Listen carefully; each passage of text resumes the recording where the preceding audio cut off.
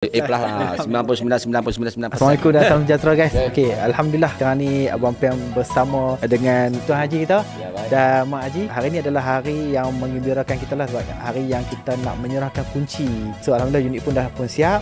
Baik, jadi nak tanya macam mana pengalaman Mak Haji berurusan dengan Reno Mega ni?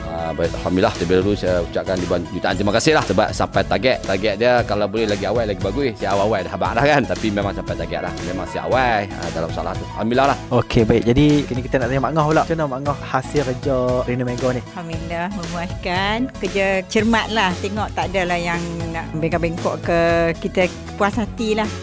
Mak Ngah bagi A lah. Pak Haji pun puas hati ya? Alhamdulillah puas hati. A plus lah. A plus lah. 99,99,9%. Tuan Haji kita ni dia memang bekerja dalam bidang construction.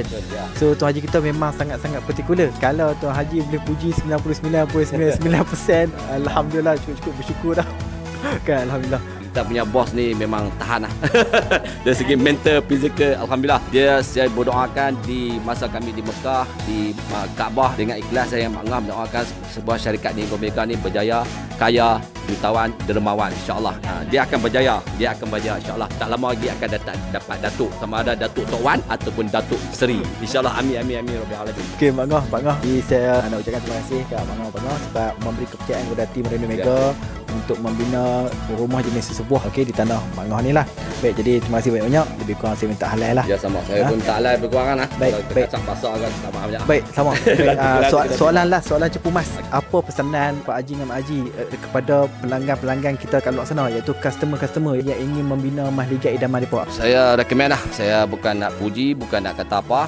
Saya recommend bolehlah pilih syarikat Reno Mega ni untuk membuat rumah persendirian ataupun rumah semidi ke apa pun tak apa, rumah apa pun tak apa, rumah banglo ke semidi ke apa pun boleh. Reno Mega memang terbaik lah. Dia memenuhi cita rasa kita, insyaAllah. Baik guys, okey. Kepada siapa-siapa yang ingin membina rumah di atas tanah sendiri dan kepada siapa-siapa juga ingin membuat renovasi ataupun mereka hiasan di halaman, bolehlah hubungi tim Reno Mega guys. Okey guys, terima kasih banyak. Bye bye.